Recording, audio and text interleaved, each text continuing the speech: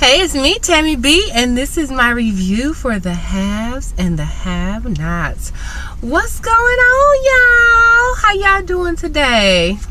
I'm in a different little, you probably, can you tell? Yeah, maybe. I'm in a different little scenery today. I had to ride a new G-Ride today, so I'm a little out of my element. I was like all out of sorts this morning. You know, when something, you're just not used to things being different. Then I wasn't feeling good and I wasn't gonna do the review, but I ate, so now I feel better. Even though I ate spaghetti, and I just must have ate too much spaghetti in my lifetime, you guys, because now, like, even the smell of spaghetti or the thought of spaghetti makes me want to just vomit, like, ugh. And trust me, you know how everybody claim they spaghetti is the best. Like, I didn't had them all, but I think I just had spaghetti too much. I think I am just going to officially take that off the menu of this household. Anyway, too much extra, y'all. Let's go ahead and get into this haves and have-nots, you guys. It was such a good episode, you guys. Season 4, episode 13, titled Criminology. And I wasn't really sure why it was called that. I mean, of course, there's a bunch of criminal stuff going on, but I don't know. I usually like the titles. This one was just kind of I mean, maybe it has something to do with Veronica, but whatever, you guys. So let's just jump right on into it, y'all. So guess what, y'all? Jeffrey didn't come to play with you hoes. He is not having it, you guys.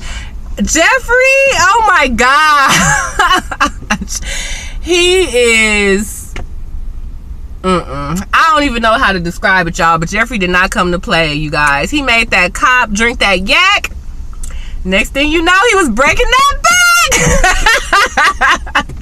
That was dumb. Who says that? Where did that come from? The Players Club? I can't remember. But anyway, y'all, Jeffrey made the little cop get naked. He handcuffed him to the bed, and something clearly went down. Okay, is it just me? But why do I always want to know who was on the top and who was on the bottom? Like, maybe that's just too personal. But I always want to know that. And I just can't figure it out with these two, because the cop is like on the down low. So that makes me think that he would be on the top. But the fact that he was handcuffed makes me think that he was on the bottom. So I don't know. But anyway.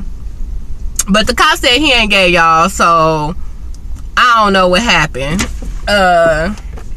So whatever, the cop and Jeffrey clearly have sex or whatever, and then Jeffrey got up and he left the key on the nightstand. He was like, oh, you the type of person who get all angry after you had sex, so I don't want to be a victim of your rant, so I'm gonna leave the key right here and you gonna help me with my mama, you know. So what's the, I should write, what is the cop's name? I forgot, and I remembered last time, or maybe I didn't. I think I just been calling him Down Low Cop Guy. So, you know, Down Low Cop Guy wife is on the case of his parents. So Jeffrey was like, oh, you gonna help me with my mama or whatever. So I don't know. Now that Jeffrey didn't left him handcuffed naked to the bed, we'll see if the Down Low Cop Guy gonna help him. But I think he is. I think he is. So Jeffrey left, you guys. That key was kind of far away. I'm like, come on, Jeffrey. I could understand that you don't want the cop to, like, beat you up or whatever. But he could have left the key somewhere close and just ran out the door. You know, that was kind of far. So the guy kind of scooched with his foot or whatever. So I don't know how he ended up getting out or whatever, but clearly he ended up getting out. But I was like, dang, Jeffrey, you could have left it a little bit closer. And then when the cop was all scooching with his foot, I was like, he was just like, I was like, you barely reaching. If I get handcuffed, first of all, see, this is why I don't get handcuffed. I don't play those games. I kind of like the idea of handcuffs, but we're going to have to do it with something like some scarves or some stretchy material that I could get out of in case of an emergency, because I don't want to not ever be able to get out. Let's just say something crazy happened. First of all, let's say you have a heart attack or something. Then I'm stuck. Let's say it's a fire. And what if you're not my real boo and you just leave to save yourself? And then I'm stuck. So I get the whole sexiness of handcuffs and bondages, which is kind of cool, but I would have to do it with some scarves or something, just so in case of a real emergency or in case of a medical incident, I can get out. But I don't know. I got sidetracked. I don't even know why I was talking about that. All right, you guys. So as we know, the black cop let David in the cell so he could beat up Jim. Y'all, David is beating up Jim. And first of all, Jim needs to get beat up, period. So I'm glad he getting beat up, whatever. But then the black cop come in there and pull David off of Jim, like, what are you doing? You trying to catch a murder case? And David was like, this dude murdered my wife. He put a hit on my wife, da da da da da. And the black cop was like, no, your wife not dead. She right next door talking to an investigator or something, because there was a murder at the house. Maggie Day got murdered at your wife's house. So David, calm down. David go in there to get Veronica. Y'all, Veronica run to David like, David! I was like, oh God. Then she gonna whisper in his ear, your bitch is dead. I was like, oh my God. She is crazy, y'all. Y'all, so before David came in there, she all telling the interrogation lady, who's a black lady too, she was like, Maggie was my friend. We used to have tea every day to talk about the campaign. Okay, see, now she's taking it too far, y'all. Why is she lying about having tea every day? Every day? Well, I don't know if she used the everyday part, but she said something like often. But why is she saying that? That's too much stuff could be verified. I guess maybe Veronica thinking like, oh, she dead, how could she say? But you got Landon, you got Jim, and shoot, truth be told, David might even tell the truth. So to say every day, now when she was like, oh, my friend Maggie, okay, even though we knew that was a joke, I could kind of see that. But this part to say we have tea all the time and she was just coming over my house as regular for tea, first of all, I'm pretty sure it's proof you just moved there. So y'all, I don't know. That was kind of too much or whatever. But whoever this little black lady is, she looking like she don't buy it either. So David get her on up out of there. And so they all in the car, y'all. So Veronica was like, you act like you wasn't happy that I wasn't dead. And he was like, no, you know, I don't want you to be dead, but I just thought you was dead or whatever. But he was like, so you killed Maggie Day? And she was like, I didn't kill her at all. Like, how you just gonna blame it on me or whatever? And David said, I don't know. I don't really remember. All I know is he gave her some divorce papers while they were driving. She took them out. She tore them up and was like, you know, F your couch or whatever. And he was like, well, I'll just get some more, or they already filed, so that don't matter. She was like, I'll contest it or whatever. So David realized they were getting followed, and David was like, who was that? She was like, that's my security. And he was like, oh, that's your security? So he pulled out over and was like, get out. And she was like, no. And he was like, oh, I'm gonna drag you out. And she was like, oh, I love to see that. That'll be the most action I done had in 5 years. I was like, women are so slick with their words, y'all sure know how to cut a man when he down. I can't think of what football player was that who just got into it with his wife, and the football player pulled a gun on his wife. And the wife go say, you make sure you aim right, or you better aim good, because you know you don't be aiming on the field. I was like, oh my God. I mean, these wives, boy, they be crazy. But anyway, y'all, David went around and snatched her on up out the car, y'all. Veronica gonna say, oh, since your little blondie died, now you want to snatch me up out of cars. I don't know why Veronica's just so funny right now. She has me dying, you guys. So yeah, so Veronica is up out the car. She go ahead and get in the car with the security. So I guess we'll see what happened with them. Okay, side note, so Oscar called David and was like, Jim did have a hit, but he called it off. So whoever was in your wife's house, like, we don't know who it is yet. But you know, Oscar is shifty, y'all. So was Oscar lying? I don't know. Maybe Oscar is telling the truth. Okay, the only reason why we think Oscar is shifty is because what he did to Candace. And now we know that he got paid for that. So is Oscar shifty in his regular life? What if he well, the fact that he's a hired hitman, so to speak, I guess that means you shifty altogether. But what I'm saying is, I personally don't see any reason why Oscar would lie to David because he's getting paid. Now we know Oscar was shifty to Candace because, you know, he was paid to, but he probably not shifty to his regular booze or to his regular clients. Like, he was doing a job. I don't think anybody's paying Oscar to do a job to David, you know. So maybe Oscar's telling the truth. So So the question is, who hired the hit? And when did Jim call off the hit? Because we didn't see him call off the hit, right? So who else would want Veronica dead? Well, probably everybody. So we don't know who. It could be anybody. But like Oscar pointed out, invite that little street thug who did kill Maggie. That's too dirty for Jim. Jim would have hired somebody to do a better job, and whoever Jim would have hired, when they saw Maggie and saw it wasn't a black lady, they wouldn't have still shot her. So I was like, okay, that's a good point. Why did that killer shoot Maggie? But I guess he was waiting so long, he was just gonna shoot whoever walked through the door. But anyway, so I don't know, y'all. Now we gotta find out who did it. And then I saw in the preview, Jim was like, I told you I didn't do nothing. You owe me an apology for beating me up, telling David that. No, he don't. You still called the hit. So to me, Jim still deserves an ass whooping, because that's supposed to be your best friend's wife. Like, I know she did bad stuff, and I know, you know, she got his son raped, but at the end of the day, he did do the initial call for the hit. So I don't know. I feel like he deserved the whooping. So where we at, y'all? Benny tells Hannah that Candace said no for keeping Quincy Jr. So then we find out that Quincy Jr. in a foster home, y'all. Why? And Hannah can't believe it. Like, oh my God, she wasn't lying when she said, oh, I'd rather the kid be in a foster home than with you. Y'all, Hannah said Candace will cut off her nose to spite her face. I was like, if that ain't no old country time saying, then I don't know what is. I was like, to cut off her nose to spite her face. Have y'all ever heard that before? I was like, I don't even think I ever heard that before, but that is funny. I was like, that sounds like something Hannah would say. And it's just country as hell, y'all. So Hannah, but first of all, y'all, let me backtrack a little bit. So,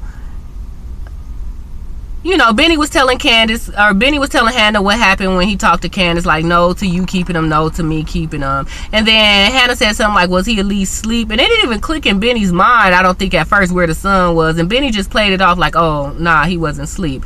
So Hannah was about to call her and be like, let me go call her and tell her how expensive her medicine is. I'm like, Hannah, first of all, you sound dumb. She got a mansion, like you just said. She don't care how expensive the money is, the medicine is. She can afford it. And even if she can't afford it, they told you how much it costs. You think they ain't gonna tell her how much the medicine costs? So Hannah was just getting on my nerves. Why would you even call her? Like, she just kicked you out. She just said no. Leave the girl alone. I mean, I understand, like, if you want to get the grandparent you a help. But I was just like, that was dumb to be like, oh, let me call her and tell her how expensive the medicine is. That was just stupid to me. But then Hannah realized, like, the kid wasn't even there, was it? And Benny was like, nah. So Hannah called a beat up social worker and find out that Quincy Jr. is in foster care. When did that happen, y'all? Wasn't she just there yesterday? Wasn't Quincy just... I understand that when Quincy showed up to the hospital, Candace left. But when did she have time to call anybody, say, okay, send him to foster care? And okay, the day Candace went to go see Quincy, she still had the money, right? So you couldn't just pay some homie in the hood or pay somebody, grandma in the hood, to watch the baby? Why would you send him to foster care, especially after he been missing for 3 years? Well, I guess she thought Quincy was alive, so maybe she thought Quincy would find him in the hood or something. But he could find him in foster care, so that was just dumb. Yeah. So anyway, Jeffrey and Landon, you guys. Landon all down to the bar, all nervous, y'all. He still shook from those thugs that Candace bought, who was trying to go get the booty hole. But so when Jeffrey walked up, he acting all shaky and nervous. And Jeffrey was like, what's wrong with you? Landon was like, why you didn't tell me Candace is crazy? And he was like, Jeffrey didn't really respond when he said, like, oh, now you tell me or whatever. So Landon said, you know, Landon told Jeffrey about Oscar and about the thugs, and Jeffrey wasn't surprised. And yeah, Jeffrey was like, don't nothing surprise me about that girl these days. So anyway, they just talking, tee-hee-hen, and Landon all drunk and horny, so he was like, oh, let's have sex. And then Jeffrey was like, nah, I'm good, because you wasn't that good. And Landon was like, what? And Landon was like, I thought it was your first. And then Jeffrey was like, well, okay, I've had better since then. I'm like, dang, you only had sex 2 times and a down low cop dude was better than Landon? that really make me want to know who was. I mean, I guess it don't matter. I guess it's good if you on the top or the bottom, but I don't know why it just made me want to know even more. Like, what part was good to Jeffrey? I don't know. That's okay. Let me get off that horse. Why do I even want to know that? Because when a woman say the sex was good, you don't ask her if she was on the top or the bottom. So I don't know. But yeah, so Jeffrey said Landon wasn't that good, and Landon was like, "Oh, we gonna talk about that because I am good." So that was kind of funny. So then we see down low cop guy walk by, and then this part kind of confused me. Because Jeffrey was kind of like, "Oh, you'll never be as good as him." And then Landon looked and was like, "Who? Him? Like, he's straight." And then Jeffrey was like, "I know." So I know why Jeffrey didn't say like, "Oh no, he not straight, I just had sex with him." Like, I get why, you don't tell everybody your business, especially if he gonna try to help. But what I didn't get was when Landon was like, "Oh, he's straight." So does that mean that, I don't know? And then the down low cop guy think he not gay. So I don't know. That just confused me. Like, what does that mean? Does that mean he's so good at being down low that even gay guys can't tell he down low, or what? Like, so I don't know. I was kind of confused about that. That's not really very important, but I don't know. That was just something that I noticed. Anyway, y'all, so we go on to Catherine, y'all. Catherine at the choir mansion in her silk little Asian inspired robe, sitting on the side of the bed looking po broke and lonely. Jim in jail, her daughter dead, and we don't know where Wyatt at, y'all. So she just have this gut feeling that something wrong. She look in Wyatt room, ain't nothing in there. She go to Amanda room, she all touching the wall, sad. So she fall onto the floor and call Hannah with it look like an old school jail burner phone. And yeah, so Hannah was pissed off. She was like, "What you want?" She really wasn't here for the conversation, you guys. So Catherine apologizes, was like, "Look, Hannah, I'm sorry I didn't give you the money. It didn't really dawn on me that you needed it, especially what happened to your house and stuff. I have the money right now. Do you want me to come bring it to you? Like, I just want us to be cool." And Hannah was just like, "No, I'm fine. Don't worry about me. I got somewhere to stay, yada, yada, yada." Catherine was like, "I think something's wrong with Wyatt, so if something does happen to him, will you promise me that you'll be there if something happens to my son?" And Hannah was like, "Yeah, if something happens to your son, fine. I promise you I will be there." And then Hannah was like, "But until then, girl, bye." I was rolling. I was here for it because, I mean, Hannah get on my nerves, y'all, but I do feel like that too. Like, first of all, we supposed to be kind of friends, and then I'm gonna ask you something, and then you gonna treat me like the slave? Yeah, like, I don't have nothing to say to you anymore. So I kind of get that. Like, I would be like that too. Like, yeah, as a Christian, I'm gonna pray for your son, and yeah, if something go down, I'm gonna be there for you. But aside from that, like, no, we not cool. So I'm kind of okay with that being Hannah's disposition. But you know what I was gonna say is, oh, Catherine, she was like, "Oh, you need some money." She was like, "Oh, I got a house by the lake that you can have," and she was saying all of this stuff, right?